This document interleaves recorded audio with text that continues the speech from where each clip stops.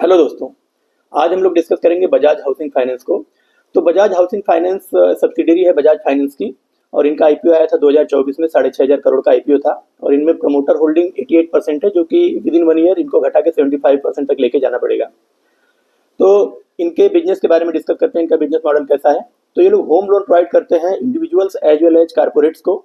और इनके business division के बारे में अगर हम समझे तो इनका बिजनेस डिवीजन 4 सेगमेंट में बटा हुआ है।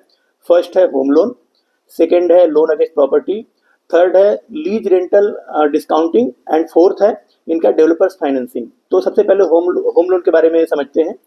होम लोन में क्या है कि इंडिविजुअल हो या कारपोरेट्स हो, ये इनके पास जाते हैं, अपने जो इनका जो जो प्रॉपर्टी है उसको कोलैटरल रखते हैं, और उसके अगेंस्ट में ये लोग उस प्रॉपर्टी का 75% से लेकर 80% तक ये लोग एज ए लोन इंडिविजुअल्स या कारपोरेट्स को ये लोग प्रोवाइड करते हैं। तो इनका जो होम लोन का सेगमेंट है, इनके टोटल जो लोन बुक है उसका 56% कंट्रीब्यूट करता है टोटल लोन बुक में।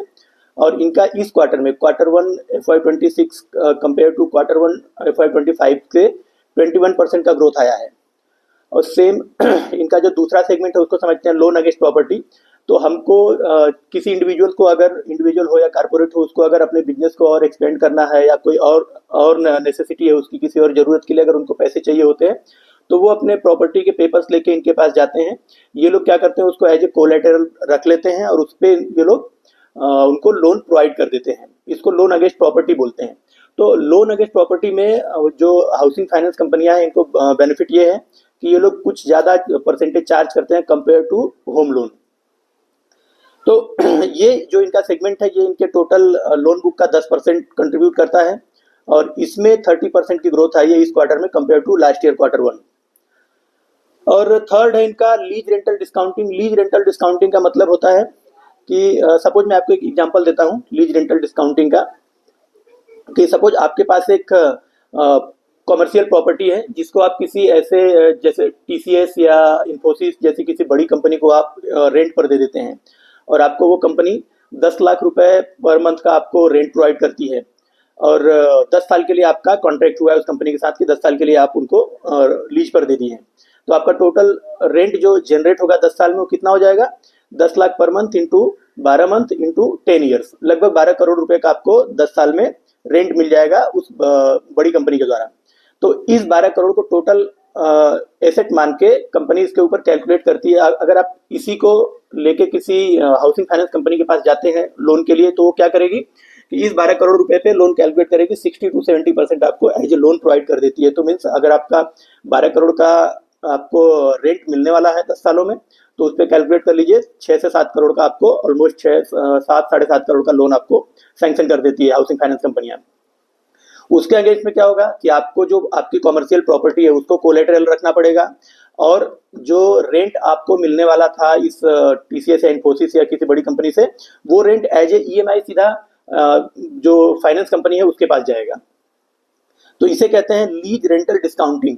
जो लीज रेंटल डिस्काउंटिंग है, ये इनके टोटल बिजनेस में 20% कंट्रीब्यूट करता है, और इसमें जो ग्रोथ आया है Q1 में 29% का आया हुआ है। और अब हम आते हैं जो इनका फोर्थ सेगमेंट है डेवलपर्स फाइनेंसिंग का। डेवलपर्स फाइनेंसिंग क्या होता है, जो बड़े बड़े बिल्डर्स हैं या जो आपके कॉमर्शियल या रेजिडेंशियल प्रॉपर्टी जो डेवलप कर रहे हैं, उनको अगर फाइनेंस की जरूरत होती है तो वो इनके पास जाते हैं, इन बैंकिंग ये फाइनेंसिंग कंपनी हाउसिंग फाइनेंस कंपनियों के पास जाते हैं। हाउसिंग फाइनेंस कंपनियां क्या करती हैं, उसको उस प्रॉपर्टी को एज ए कोलेटरल रख के उन पे ये लोग इनको लोन प्रोवाइड करते हैं। तो उसमें इनका यील्ड थोड़ा ज़्यादा होता है, और ये सेगमेंट इनके टोटल बिजनेस में कंट्रीब्यूट करता है 12%, और इसमें जो ग्रोथ आई है वो 32% की आई है इस क्वार्टर में कंपेयर टू लास्ट Q1।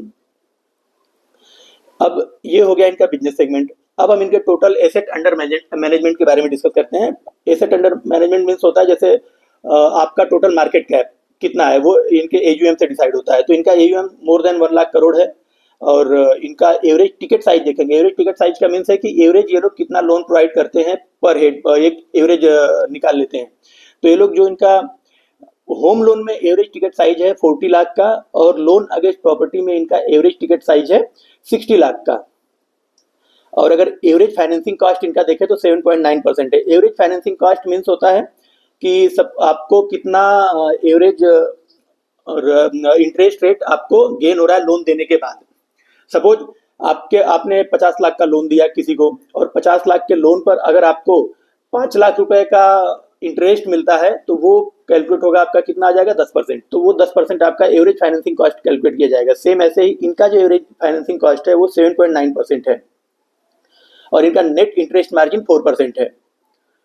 अब आते हैं इनके बोरोइंग मिक्स की तरफ। तो बोरोइंग मिक्स का मतलब होता है कि ये जो पैसा लोन के रूप में बांट रहे हैं individuals as well as corporates को, वो पैसा ये लोग लाते कहाँ से हैं और कितना परसेंट कहाँ से लाते हैं, तो इसे कहते हैं बोरोइंग मिक्स।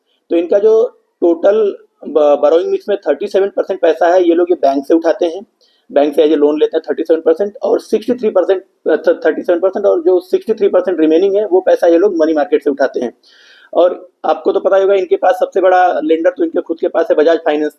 तो बजाज फाइनेंस से ही ये लोग मोस्ट ऑफ पैसा उठा लेते हैं, और बजाज फाइनेंस इनकी पेरेंट कंपनी होने की वजह से इनको बहुत कम इंटरेस्ट पर लोन प्रोवाइड कर देती है।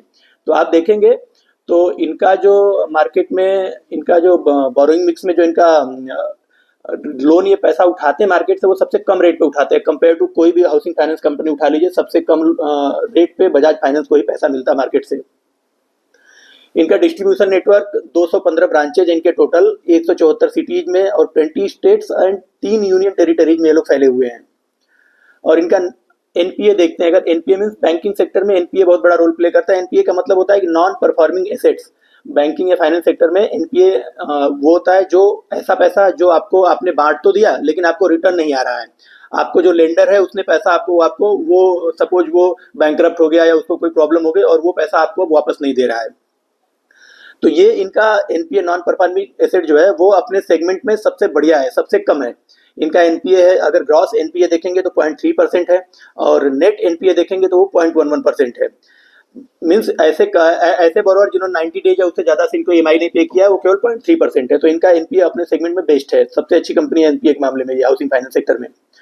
होम लोन का बाइफर्केशन अगर करते हैं, अगर कि ये लोग कैसे देते हैं, कितना कितना परसेंट किनको, तो 88% ये लोग सैलरीड जो पीपल होते हैं उनको होम लोन देते हैं, और 12% ही ये लोग जो इंडिविजुअल होते हैं सेल्फ एम्प्लॉयड उनको देते हैं।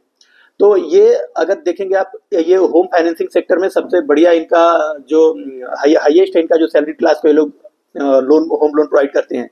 88% किसी का नहीं है, किसी भी आप होम फाइनेंसिंग कंपनी को उठा लेंगे तो 88% सैलरी क्लास को लोन का डिसबर्समेंट किसी का नहीं है, सिर्फ बजाज हाउसिंग फाइनेंस का है। जियोग्राफी अगर देखते हैं इनका, तो ये लोग महाराष्ट्र, कर्नाटका, तेलंगाना, उत्तर प्रदेश, मध्य प्रदेश, दिल्ली, तमिलनाडु, राजस्थान और हरियाणा, वेस्ट बंगाल, ये सारे ही स्टेट्स में ऑलमोस्ट ये लोग फैले हुए हैं। और इसके ये लोग होम लोन के अलावा, होम लोन हो गया, loan against property, lease rental discounting और डेवलपर फाइनेंसिंग के अलावा ये लोग थर्ड पार्टी इंश्योरेंस भी बेचते हैं। इनका जो इंश्योरेंस बेचने वाली कंपनियां है उनके साथ इनका कोलैबोरेशन होता है, और उनके प्रोडक्ट भी ये लोग अपने प्लेटफॉर्म पर सेल करते हैं, उससे भी इनको कुछ परसेंट कमीशन मिलता है, तो वो भी इनके इनकम में ऐड हो जाता है। अब इनके थोड़ा फाइनेंशियल के बारे में डिस्कशन कर लेते हैं। तो इनका Q1 26 जो अभी रिजल्ट आया है उसके फाइनेंशियल के बारे में डिस्कस करेंगे। इनके लोन बुक का जो ग्रोथ आया था, लोन बुक मैं आपको एक एग्जांपल समझाता हूँ। जैसे जो नॉन बैंकिंग या नॉन फाइनेंशियल जो कंपनीज हैं उनका हम ग्रोथ कैसे डिसाइड करते हैं, उनका हम सेल्स ग्रोथ या रेवेन्यू ग्रोथ देखते हैं, जिससे हमें ये आइडिया लगता है कि इनका ग्रोथ कितना परसेंट हो रहा है। सेम वैसे ही जो सेल्स ग्रोथ और रेवेन्यू ग्रोथ हम वहाँ देखते हैं, ये बैंकिंग और फाइनेंस प्लस माइक्रो फाइनेंस ये जो कंपनियां हैं इनमें हम इनके लोन बुक के ग्रोथ से इनका ग्रोथ ट्रैक करते हैं। तो इनका जो लोन बुक का ग्रोथ आया है वो 24% आया क्वार्टर वर्सेस क्वार्टर, और इनका जो गाइडेंस था वो भी 24% का था लास्ट ईयर का। तो इन्होंने अपने गाइडेंस के अलाइनमेंट में ही परफॉर्मेंस किया है। इनका जो डिसबर्समेंट ग्रोथ है वो भी 22% आया है Q1 वर्सेस Q1।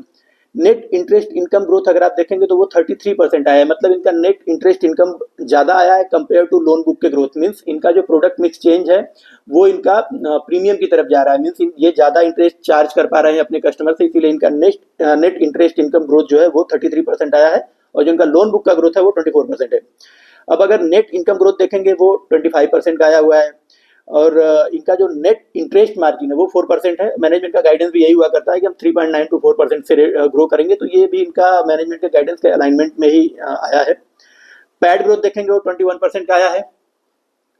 अब ये तो हो गया इनका फाइनेंशियल, मींस अभी तक कंपनी के हमने जितना भी डाटा देखा है उसके अकॉर्डिंग कंपनी बहुत बढ़िया है, अपने सेगमेंट में सबसे अच्छी परफॉर्मेंस करने वाली कंपनी है, सब कुछ बढ़िया है, मैनेजमेंट भी इनका लॉयल है, मैनेजमेंट ऑनेस्ट है, जो गाइडेंस देता है उसके अकॉर्डिंग ये लोग परफॉर्म करते हैं, जो ये लोग बोलते हैं वो ये लोग करके दिखाते हैं। इनका आप देखिए सैलरीड क्लास में हाईएस्ट इनका लोन डिसबर्समेंट है, प्लस इनका नेट इंटरेस्ट मार्जिन देखेंगे 4% बढ़िया है, प्लस इनका फाइनेंसिंग कॉस्ट भी बढ़िया है, प्लस इनका सारे पैरामीटर पे इनको बढ़िया 5 स्टार रेटिंग है। लेकिन प्रॉब्लम सिर्फ एक है, इनका वैल्यूएशन। अगर वैल्यूएशन हम कैलकुलेट करेंगे तो इनका valuation compare to the peer in their segment high है। इनके सेगमेंट में देखेंगे तो इनसे भी ज्यादा ग्रोथ करने वाली कंपनियां इनसे कम पी पर और इनसे कम मार्केट कैप में, और इनसे अगर आप देखेंगे तो प्राइस टू बुक कम पर अवेलेबल है। मैं कुछ कंपनियों के एग्जांपल आपको देता हूं, जैसे ही हाउसिंग फाइनेंस सेक्टर में ही इंडिया शेल्टर करके एक कंपनी, इंडिया शेल्टर को अगर आप देखेंगे तो उनका पी 27 के पी पर अवेलेबल है, और उनका प्राइस टू बुक पहले तो पहले हम इसी को बजाज फाइनेंस के बारे में आपको बताता हूँ। बजाज फाइनेंस का जो पी है करंट टू 45 है, और इनका 24% का ग्रोथ है, और इनका बुक वैल्यू देखेंगे तो 5 टाइम्स है। मीन्स 5 टाइम्स के बुक वैल्यू पे 24% से ग्रो करने वाली कंपनी आपको मिल रही है, जिसका पी 45 है, जो कि कंपेयर टू इट्स पीयर काफी महंगा है। अब इंडिया शेल्टर के बारे में अगर हम बात करते हैं, और भी कंपनी जैसे इंडिया शेल्टर है, होम फर्स्ट फाइनेंस है, एप्टस वैल्यू हाउसिंग फाइनेंस है, इन कंपनियों को अगर आप देखेंगे तो इनका पी एवरेज 25 से 30 के बीच में इनका पी है। बजाज फाइनेंस का कितना था, 45 का पी था, तो ये पी वाइज भी ये तीनों कंपनियां इनसे सस्ती हैं। प्लस बजाज फाइनेंस का जो ग्रोथ था वो कितना था, 24% का ग्रोथ। इंडिया शेल्टर का ग्रोथ देखेंगे तो 35% का ग्रोथ आ रहा है कंटिन्यूसली कई पिछले कई क्वार्टर से। और अगर आप देखेंगे जो होम फर्स्ट फाइनेंस है उनका ग्रोथ वो भी 30% के आसपास ग्रोथ कर रहे हैं पिछले कई क्वार्टर से। और जो एप्टस वैल्यू हाउसिंग फाइनेंस है उनका भी ग्रोथ यही 30% के आसपास रहता है। और इनका पी देखेंगे तो कंपेयर टू बजाज फाइनेंस 45 पे है, ये एवरेज अगर इनका पी देखेंगे 27, 28, 30 के पी पे अवेलेबल है। प्राइस टू बुक देखेंगे इंडिया शेल्टर का 3 से 4 टाइम का प्राइस टू बुक है, बजाज फाइनेंस का कितना था 5 to 6 टाइम का उनका प्राइस टू बुक था। और इनका प्राइस टू बुक देखेंगे जो होम फर्स्ट फाइनेंस उसका 4 से 5 टाइम्स का है, एप्टस का 4 टाइम्स का प्राइस टू बुक है। तो अगर आप ग्रोथ वाइज देखेंगे तो इन छोटी कंपनियों में ग्रोथ भी ज्यादा है, और इनका अगर मार्केट कैप देखेंगे तो ये भी 10-12 हजार करोड़ की कंपनियां हैं, और बजाज हाउसिंग फाइनेंस 1 लाख करोड़ से ऊपर की कंपनी है। तो valuation wise Bajaj housing finance compare to these companies काफी महंगी है, और ग्रोथ रेट भी उनका कम है। हाँ, कंपनी लेकिन बहुत अच्छी है, क्योंकि उनके पीछे बजाज का ब्रांडिंग है, और इनका एक वैल्यू है मार्केट में अपना। तो अगर हम आगे इनके गाइडेंस के बारे में बात करते हैं बजाज फाइनेंस के, तो गाइडेंस इन्होंने दिया था एयूएम ग्रोथ का 26%। Guidance for the full year of FY26 इन्होंने दिया हुआ है। इन्होंने बोला है कि हम फुल ईयर में हमारा जो ग्रोथ है तो 26% के आसपास रहेगा, और क्वार्टर 1 में इनका जो ग्रोथ आया 24% आया, तो एज पर गाइडेंस से आसपास ही है, ज्यादा नीचे नहीं है। 24% का ग्रोथ किया, मैनेजमेंट ने बोला है कि फुल ईयर में 26% का ग्रोथ आएगा। जीएनपीए देखेंगे तो मैनेजमेंट ने बोला है कि हमारा 0.4 से 0.6% रहेगा, और करंट में इनका जो आया है क्वार्टर 1 में 0.3% आया है, तो ये भी काफी अच्छा है। आरओई मैनेजमेंट ने बोला है कि हमारा 15% आएगा फुल ईयर FY26 में, जो कि करंट में फर्स्ट क्वार्टर में 13.5 है, 13.5 से 15% तक आरओई को बढ़ा के ले जाएंगे। मीन्स इनका एसेट क्वालिटी अच्छा होगा, इनका ग्रोथ ऊपर की तरफ जाएगा, इनका मैनेजमेंट काफी ऑनेस्ट है, और इनका नेट इंटरेस्ट मार्जिन भी देखेंगे आप तो 4% है, जो कि काफी अच्छा है। सारे ही पैरामीटर अच्छे हैं, बस एक ही पैरामीटर इनके साथ जो इनका ड्रॉबैक है वो है कि इनका वैल्यूएशन काफी हाई है, और इस वैल्यूएशन पे, इससे कम वैल्यूएशन पे, इससे हाई रेट से ग्रो करने वाली कंपनियां अगर अवेलेबल हैं तो मेरे हिसाब से ये ज्यादा, इनसे ज्यादा पैसा वो कंपनियां बनाएंगी जो इनसे कम वैल्यूएशन पे इनसे हाई रेट से ग्रो कर रही हैं। और मार्केट की तो कोई मेमोरी नहीं होती है ना, मार्केट को कुछ फर्क नहीं पड़ता कि आप बजाज ग्रुप से बिलोंग करते हैं या टाटा ग्रुप से हैं या अंबानी से हैं, मार्केट को इन सबसे कोई फर्क नहीं पड़ता। मार्केट का कोई अपना पर्सनल मेमोरी नहीं होता, मार्केट हमेशा आगे की तरफ देखता है। तो मार्केट ये देख रहा है कि आप भले ही बजाज ग्रुप की कंपनी हो, लेकिन आप 24% से ग्रो कर रहे हो, 45 के पी पे अवेलेबल हो, और 1 लाख करोड़ का मार्केट कैप है आपका, प्राइस टू बुक 5 पे अवेलेबल हो, और आपसे छोटी कंपनियां जिनकी 10,000 12,000 करोड़ का मार्केट कैप है वो 30 के पी पे अवेलेबल है, और उनका प्राइस टू बुक भी देखेंगे 3 से 4 के बीच में है, और वो आपसे कहीं ज्यादा पे ग्रो कर रही है, 35% 30% से ग्रो कर रही है। तो मार्केट हमेशा उन्हीं कंपनियों को ज्यादा वैल्यू देगा जिन कंपनियों में ग्रोथ रेट ज्यादा है कंपेयर टू पीयर्स। इसीलिए आप देखेंगे जब से ये आईपीओ में आया है, इनका लिस्टिंग हुआ है, इन्होंने पैसा बनाया नहीं है। जब इनका आईपीओ आया था तो रिटेल इन्वेस्टर के बीच में काफी एक्साइटमेंट था कि लोगों ने इसमें अप्लाई किया, ये 6 टाइम्स इनमें एप्लीकेशंस भी आए थे। प्लस अब इनने उस समय जब लिस्टिंग हुआ तो लिस्टिंग गेन भी मिला, लेकिन लिस्टिंग गेन के बाद क्या हुआ, फिर ये लोग वही अटके हुए हैं, 120, 30, 40 के रेंज में लोग अटके हुए हैं, और पैसा रिटेल इन्वेस्टर का फाइनली बना नहीं है पैसा, और जिन्होंने बजाज का ब्रांड देख के पैसा लगाया था वो फंस गए हैं। और आप इसी के कंपेयर में आप इंडिया शेल्टर को उठा लीजिए, इंडिया शेल्टर को देखिए, वो 400-500 रुपए में मिलने वाला स्टॉक आज देखिए 1000 रुपए के ऊपर चला गया है। तो पैसा उधर बन रहा है जहाँ ग्रोथ है। ये भले ही कितना भी बड़ा ब्रांड हो, ये ग्रोथ इनका बने, मैं ऐसा नहीं बोल रहा कि इनमें पैसा नहीं बनेगा, पैसा बनेगा लेकिन स्लोली बनेगा, धीरे बनेगा। और अगर आपको जल्दी पैसा बनाना है तो आपको ऐसी कंपनियां ढूंढनी पड़ेंगी जिन कंपनियों में space of sale growth high हो, आरओई अपवर्ड डायरेक्शन में जा रहा हो, मार्जिन बढ़ रहा हो, नई नई जियोग्राफीज में लोग अपना एक्सपेंशन कर रहे हो। तो इन सब मामलों में आप देखेंगे तो इंडिया शेल्टर के पास बहुत ज्यादा स्कोप है, होम फर्स्ट फाइनेंस के पास बहुत ज्यादा स्कोप है। ऑलरेडी उन लोगों के पास अभी बहुत कम ब्रांचेज हैं कंपेयर टू इनके, और उनका मार्केट कैप अभी 10-12 हज़ार करोड़ का, इनका 1 लाख करोड़ से ऊपर का हो गया। अब इनको अगर यहाँ से देखेंगे तो बजाज फाइनेंस को 1 लाख करोड़ से 10 लाख करोड़ का मार्केट कैप बनने में बहुत समय लग जाएगा।